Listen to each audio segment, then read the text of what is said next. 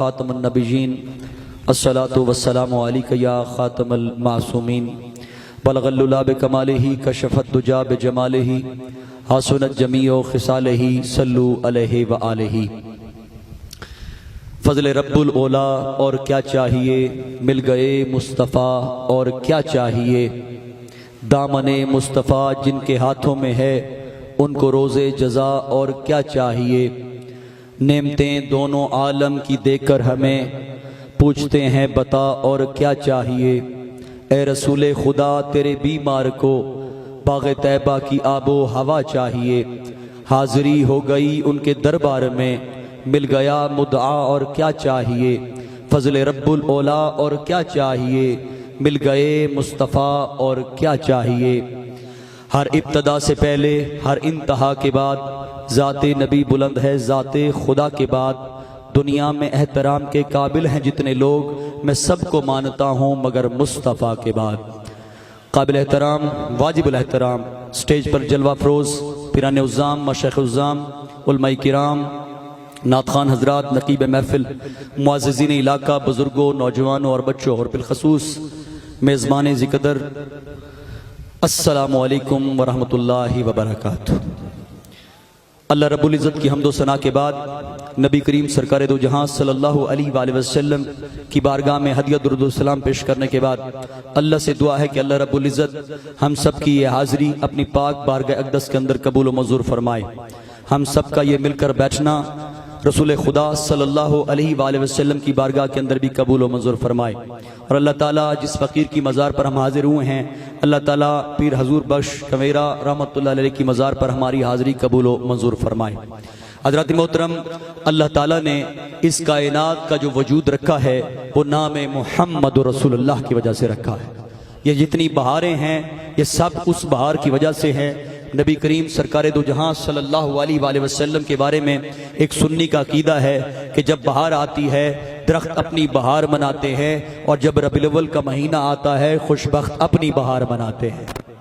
اور ہماری بہار وہ بہار ہے جو سب بہاروں کی بہار ہے۔ میرے کریم آقا سرکار دو جہاں صلی اللہ علیہ وآلہ وسلم کا نام نامی اسم گرامی ایسا برکتوں والا ہے کہ ہم صرف اس زمین کے اوپر نبی کی ولادت کے بعد جشن کر رہے ہیں، لیکن اللہ نے آسمانوں میں محمد عربی کا جشن منایا ہے، اور جو ہم ذکر مصطفیٰ کرتے ہیں اور تعظیم مصطفیٰ اور ادب مصطفیٰ سکھاتے ہیں یہ سنت یعنی بندے کی سنت بعد میں ہے، یہ سنت خدا پہلے ہے۔ اب دیکھیں کہ ہم حضرت عبداللہ ابن عباس فرماتے ہیں کہ نبی کریم سرکار دو جہاں صلی اللہ علیہ وآلہ وسلم کی ولادت سے پہلے یعنی زمین کے اوپر سرکار کی ولادت نہیں ہوئی، لیکن خیبر کے مقام کے اوپر یہودی رہا کرتے تھے، اور ان کا مقابلہ ہمیشہ رہا کرتا تھا غفتان قبیلے کے ساتھ، اور وہ ہمیشہ غفتان قبیلے سے یہودی ہار جایا کرتے تھے۔ تو انہوں نے اپنے علماء سے کہا کہ ہمیں کوئی ایسی دعا بتاؤ جس سے اللہ ہمیں فتح دے دے۔ تو ان کے علماء نے اپنا ذہن ملایا اور انہوں نے ایک دعا تجویز کی۔ وہ دعا کیا تھی؟ وہ دعا یہ تھی کہ اے اللہ ہم تیری بارگاہ میں سوال کرتے ہیں، یعنی وسیلہ پیش کرتے ہیں نام محمد کا۔ ابھی حضور زمین پر نہیں آئے، حضور نبی کریم صلی اللہ علیہ وسلم کی ظاہری ولادت بھی نہیں ہوئی، لیکن یہودی غیر مسلم حضور کا نام لے کر وسیلہ پیش کر رہے ہیں۔ اے اللہ ہم تیری بارگاہ میں وسیلہ پیش کرتے ہیں نام محمد کا جو کہ امی ہے۔ آج کچھ مولوی کچھ خود کو شیخ الحدیث اور بڑے بڑے ملا کہنے والے معاذ اللہ استغفر اللہ حضور کے بارے میں کہتے ہیں کہ وہ حضور ان پڑھ تھے۔ اب غیر مسلم وہ یہ دعا کر رہے ہیں اللہ کی بارگاہ میں کہ اے اللہ ہم تیری بارگاہ میں وسیلہ پیش کرتے ہیں نام محمد کا جو کہ امی ہے، جو کہ آسمانوں سے پڑھا ہوا ہے، اس کا زمین کے اوپر کوئی استاد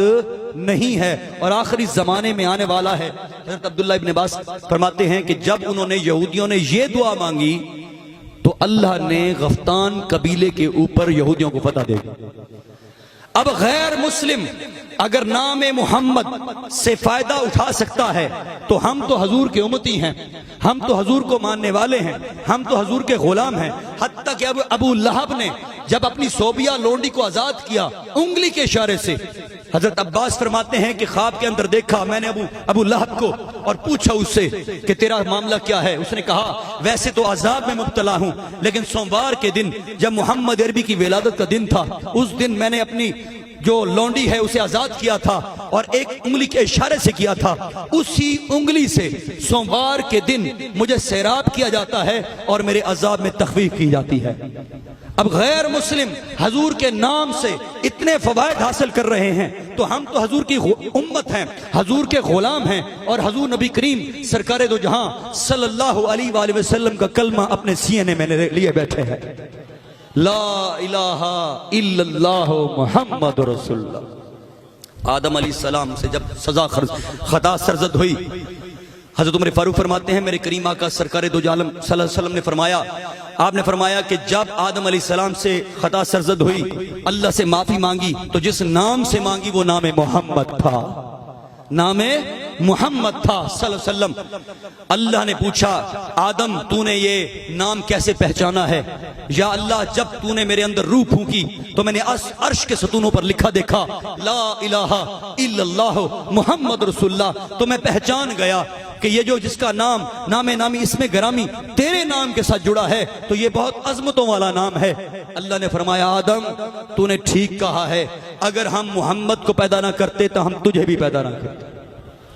حضرت شیش علیہ السلام کے والد حضرت آدم علیہ السلام، حضرت شیش علیہ السلام نے اپنے والد سے پوچھا کہ اے والد محترم آپ اللہ کے زیادہ قریب ہیں یا آخر الزمان نبی جو محمد عربی آئیں گے؟ آپ خاموش رہے، پھر پوچھا خاموش رہے، تیسری مرتبہ شیش علیہ السلام نے جب پوچھا کہ آپ اللہ کے زیادہ قریب ہیں یا رسول اللہ کی ذات محمد عربی کی ذات، تو آپ نے فرمایا بیٹے اللہ نے مجھے فرمایا ہے کہ آدم اگر میں محمد کو پیدا نہ کرتا تو میں تجھے بھی پیدا نہ کرتا۔ حضور نبی کریم سرکار دو عالم نور مجسم صلی اللہ علیہ وآلہ وسلم کی ذات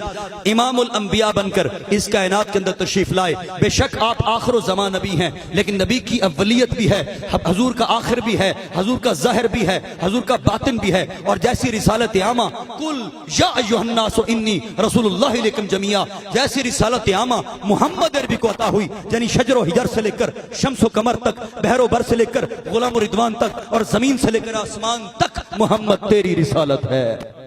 ایسی رسالت اللہ نے کسی کو نہیں عطا فرمائی، اللہ نے ایسا نور کسی کو نہیں عطا فرمایا۔ ہم نبی کے حاضر و ناظر کے بھی قائل ہیں، ہم نبی کے نور البشر کے بھی قائل ہیں، ہم نبی کے علم غیب کے بھی قائل ہیں۔ ہمارے نزدیک جو ان چیز کی نفی کرتا ہے وہ ایمان سے فارغ ہو جاتا ہے۔ ہم رسول خدا کے بعد اگر کسی کو مانتے ہیں تو مصطفیٰ کو مانتے ہیں۔ حضرات محترم قرآن کہتا ہے وَالْأَوَّلُ وَالْآخِرُ وَالظَّاهِرُ وَالْبَاطِنُ وَهُوَ بِكُلِّ شَيْءٍ عَلِيمٌ۔ یہ اول ہونا، یہ آخر ہونا، یہ ظاہر ہونا، یہ باطن ہونا، یہ دراصل صفات خداوندی ہے، لیکن اعلیٰ حضرت امام احمد رضا خان بریلوی رحمۃ اللہ فرماتے ہیں کہ یہ صفات اللہ نے اپنے محبوب کو عطا فرمائی ہیں۔ بے شک وہ جسم سے پاک ہے، لا مکان ہے، لیکن اللہ نے اپنے محبوب کو، کسی نبی کو نہیں، اپنے محبوب نبی کو یہ صفات عطا فرمائی ہیں کہ اللہ نے فرمایا اللہ تو اول بھی ہے، آخر بھی ہے، جسم سے پاک ہے، ظاہر ہے، باطن ہے، لیکن بندے خدا میں یہ صفات کیسے آ گئی؟ اعلیٰ حضرت امام احمد رضا خان بریلوی رحمۃ اللہ فرماتے ہیں وہی ہے اول، وہی ہے آخر، وہی ہے ظاہر، وہی ہے باطن، اسی کے جلوے اسی سے ملنے، اسی سے اس کی طرف گئے تھے۔ آپ نے معراج کو سامنے رکھا، آپ نے فرمایا کہ یہ صفات اللہ کی ہیں، لیکن اس میں اللہ نے محمد عربی کو بھی یہ صفات عطا فرمائی ہیں۔ کیسے؟ هو الاول، قرآن کہتا ہے وَبِذَلِكَ أُمِرْتُ وَأَنَا أَوَّلُ الْمُسْلِمِينَ، اے محمد تم فرما دو تم سب سے پہلے مسلمان ہو۔ آخر کی بات ما کان محمد ابا احد من رجالکم ولکن رسول اللہ و خاتم النبیین، محمد تمہارے مردوں میں سے کسی کے باپ نہیں بلکہ اللہ کے رسول اور آخری نبی ہیں۔ اور بات کرے ظاہر کی تو قل یا ایھا الناس انی رسول اللہ الیکم جمیعا، کہ محبوب ہم نے جتنے انبیاء کرام علیہ السلام کی جماعتیں اس جہان پر بھیجی ہیں ایسی نبوت ہم نے کسی کو نہیں عطا فرمائی۔ تیری رسالت عامہ ہے، کوئی مذہب اب دنیا قیامت تک رہنے والا نہیں ہے، اب قیامت تک مذہب، دین، اسلام، رسالت محمد عربی تیری رہنے والی ہے۔ اب ظاہر کی بات کریں تو ظاہر کی بات یہی ہے کہ نبی کریم کی ذات کو رسالت عامہ اس لیے کہا کہ حضور کا جو مقام اور درجہ تھا وہ یہ تھا کہ انبیاء کرام علیہ السلام کی جو جماعتیں ہیں اللہ نے ان کو ملک کے لیے بھی بھیجا ہے، کسی شہر کے لیے بھی بھیجا ہے، کسی کوچے کے لیے بھیجا ہے، کسی بستی کے لیے بھیجا ہے، لیکن محمد عربی کی باری آئی تو اس طرح سے ظاہر کیا، فرمایا کل یا ایھا الناس انی رسول اللہ الیکم جمیعا، محبوب فرما دیجئے تم سب کی طرف اللہ کے رسول ہو، تمہاری رسالت عامہ اس طرح سے ہے کہ پوری کائنات تجھے پہچانتی ہے اور پوری کائنات کو تو پہچانتا ہے۔ اور باطن کی بات کریں تو آج جو لا علم اور جنہیں ہدایت نہیں ملی خدا کی طرف سے، وہ رسول خدا کے بارے میں بات کرتے ہیں کہ نبی کو کچھ پتہ نہیں، نبی کا علم غیب نہیں۔ میں نے کہ یاد رکھو چھوڑ گئے امت دے وچ انبیاء تو بعد افضل ترین ہستی ابو بکر ہے۔ ہم ہر جمعے میں پڑھتے ہیں، یہ کوئی مذاق نہیں ہے، یہ ہمارا عقیدہ ہے اور ایمان ہے۔ 1400 سال کا تسلسل ہے، ظاہری و باطنی افضل البشر بعد الانبیاء بالتحقیق سیدنا ابو بکر صدیق۔ اور یہ نظام چلتا ہے، یہ وراثت پر نہیں چلتا، دین کا سلسلہ وراثت پر نہیں چلتا بلکہ تقوی اور پرہیزگاری پر چلتا ہے۔ میں مثال پیش کرتا ہوں کہ جب رسول خدا صلی اللہ علیہ وسلم کی ذات اقدس آپ اس جہاں سے وصال فرما رہے تھے تو آپ نے اپنے مصلی پر ابو بکر صدیق کو کھڑا کیا، حالانکہ آپ کے قرب میں مولا علی تھے، آپ کے پنجتن پاک حسن و حسین موجود تھے۔ حضور تو فرماتے کہ میں اپنے بچوں کو کھڑا کروں، لیکن رسول خدا نے قیامت تک سب کو بتا دیا، کوئی گدی ہو کوئی نظام ہو، اس وقت تک کوئی اس کا اہل نہیں ہوگا جو ان میں سب سے زیادہ تقوی و پرہیزگاری میں ہوگا۔ تو رسول خدا نے چاہے ابوبکر، عمر، عثمان و علی اور جتنے بھی صحابہ کرام موجود تھے، حضور نے اپنے مصلی پر اس کو کھڑا کیا جو ان سب میں تقوی و پرہیزگاری میں زیادہ تھا،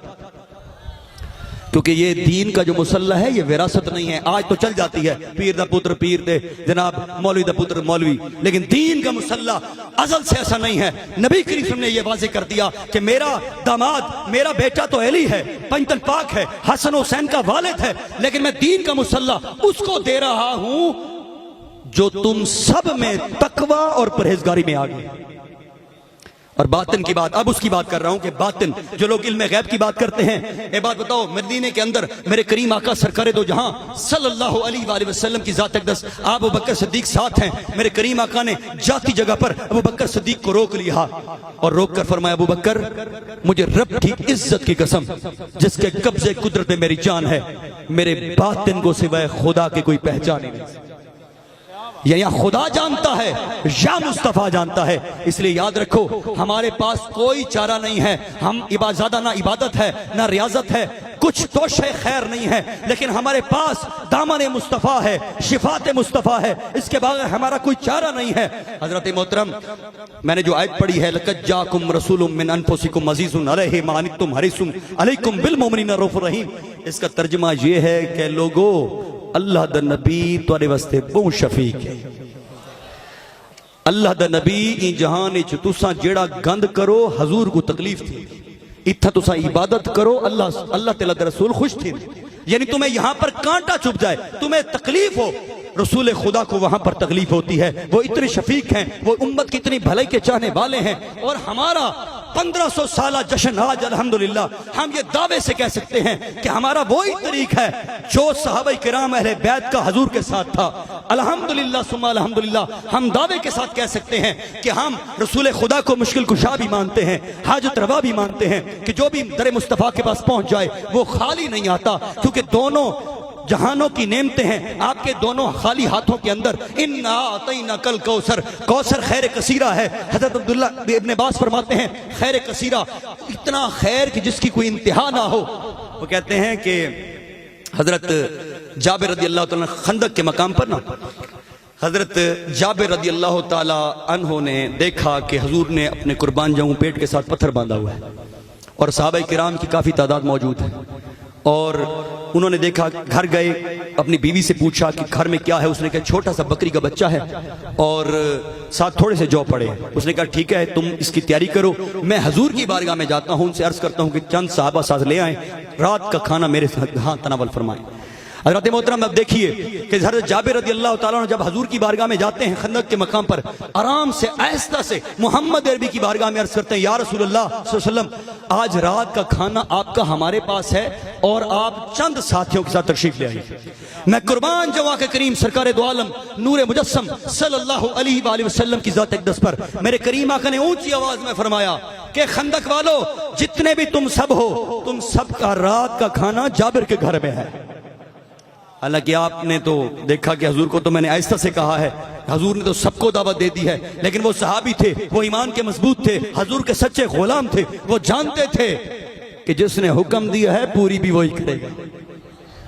لیکن حضور نے فرمایا جابر جب میں تمہارے گھر آؤں اس وقت تک ہانڈی نہ چڑھانا، اس وقت تک روٹی نہ بنانا، جب میں تمہارے گھر میں آ جاؤں تب ہانڈی چڑھانا اور روٹی بنانا۔ حضرت جابر رضی اللہ عنہ فرماتے ہیں کہ حضور نبی کریم سرکار دو جہاں صلی اللہ علیہ وآلہ وسلم میرے گھر کے اندر تشریف لائے اور آ کر آتے ہی ہانڈی چڑھوائی اور لوبے دھن اس کے اندر ڈال دیا، جو کے اندر لوبے دھن ڈال دیا۔ کہتے ہیں